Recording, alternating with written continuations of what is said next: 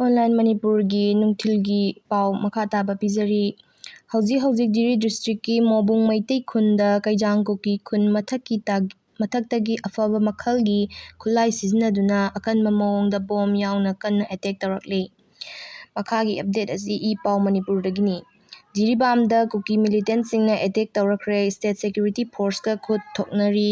CRPF यावना security personnel खरा सो अदुगा मथंगी अपडेट असिसु ई पाव मणिपुर दे अपडेट तगी लोखचगे जिरीबाम की इरांग लक्सिननाबा खलिबा CRPF जवान अमा कुकीसिंगी अटैक त लैखिद्रे सोर्स जिरी अपुन बलुम अदुगा मथंगी अपडेट असिसु ई पाव मणिपुरी अपडेट तगी लोखचबनी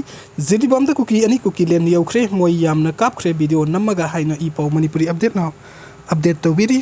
अदुगा जिरी द कापनाबगी थौदोकता कुकी मिलिटेंट सिंगी अटैक त लैखिद्रबा CRPF की जवान अदुगी ममिंग अजय कुमार जा सही निफुग हुमदोई ऑल CRPF जवान फ्रॉम बिहार हाइरिबा जवान असी कुकी मिलिटेंट सिंगी अटैक ता ngasi संडे नुमित्ता मोंगबुंग द लैखिदबनी अदुगा मथंगी अपडेट असना कंगलैपा की मैरा दगी लोखचगे जिरीबाम की कलीनगर द कॉम्बिंग ऑपरेशन सतखरे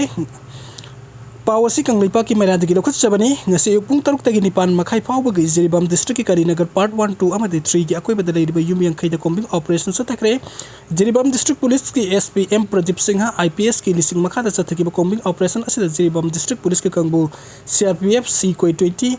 87 सुबह CRPF न सरुयाकी ऑपरेशन अदुदा पुन्ना इमुंग यंखै की मियोय साम यंखै अमोमम तो ओइना मसक खंगदोपगी तबक सतखि मिफा मिपुन अमते यावखिबा लैते हाइरि